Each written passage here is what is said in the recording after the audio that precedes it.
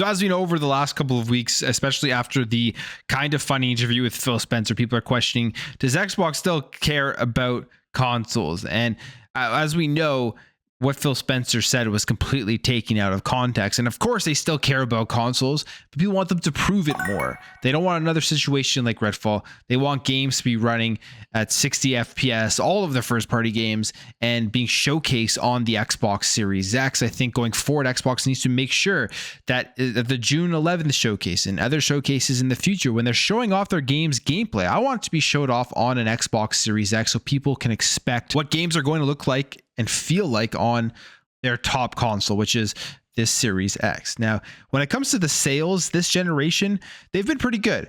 There has been a downturn over the last little bit. In their last financial report, they were down 30%, and Microsoft came out and attributed that to lack of supply, which people will say maybe they're just saying that because of the fact that they aren't selling as well. But I do believe it is a lack of supply. I do believe that is a major factor as to why the Series X and S have slowed down in its sales. Not sure why there is lack of supply. Could be for trying to get more consoles into the cloud streaming stack to try to expand out Xbox Cloud Gaming. Maybe they're holding a bunch of consoles back for the release of Starfield, because we have seen already leaked boxes of Starfield on the back with the advertising, meaning that they're going to have a huge marketing push for Starfield and the Xbox console. So all of that type of stuff could be happening.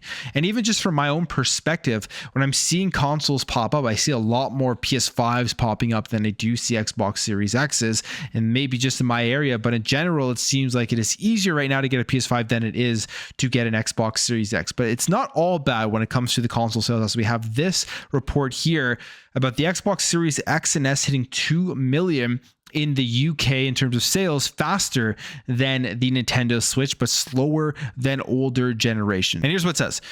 According to a new report on GfK data, Microsoft Xbox Series X and X consoles have reached a milestone of over 2 million units sold in the UK. The number was reached 128 weeks since the launch, beating the Switch by 12 weeks. Now, as we know, the Nintendo Switch is one of the best-selling consoles, but after 128 weeks, it wasn't even at 2 million in the UK, and I'm sure it's taken off way more after that. But the Xbox One and the Xbox 360 actually got to 2 million faster in the UK, and the PS5 has as well with other past consoles. Now, the PS5 reached 2 million in the UK after 98 weeks, and the Xbox One, believe it or not, stands as Microsoft's fastest selling system in the UK. It sold 2 million units in 104 weeks, and the Xbox 360 in 110, and then the original Xbox in 2002 took 162 weeks to reach the 2 million mark. So here is, I guess you could do a little comparison here as to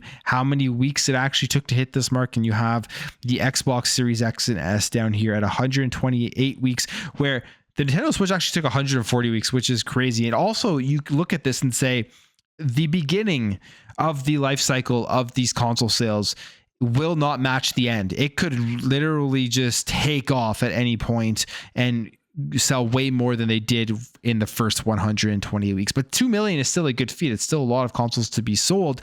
And the Xbox Series X and S by no means is not doing well. It is selling well. It is a successful console so far, and it will continue to be successful in terms of console sales. I think it's going to vastly outsell the Xbox One by the end of this generation. And the other question people are still having, will there be some sort of mid-gen refresh for the console? Will there be a slimmer version of the Series X? I don't know how they could slim down the Series S, but maybe they'll have a different version of it. And will they include the Project Keystone into these sales numbers? Will there be a Pro console as well? All of these things still yet to be foreseen. We know that all the rumors about the PS5 Pro, so you would assume that Microsoft would want to counter that.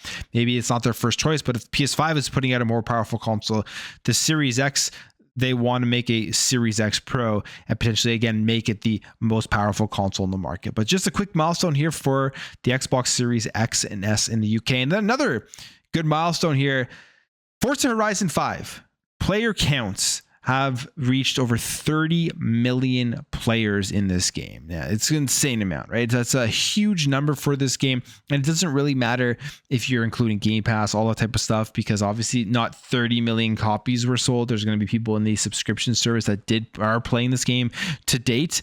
But 30 million players in a game is extremely successful. It really shows what can be done with the Xbox strategy when they expand their games out to every single device essentially, other than obviously PlayStation and Nintendo, but PC, Xbox, all the cloud gaming stuff, which is why going forward you can see that this is what they want. This is why they focus on monthly active users, why they focus on the player base across these games.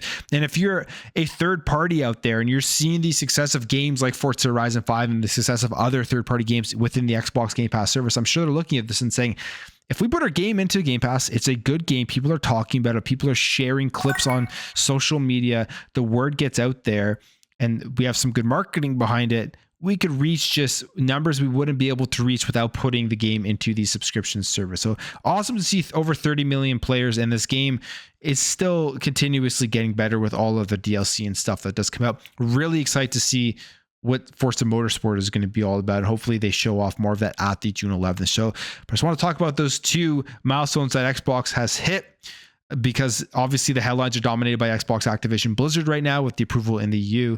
But I'll leave the video there, guys. If you enjoyed this video, make sure to hit that thumbs up. If you're new here, hit that subscribe, and I'll catch you guys in the next video.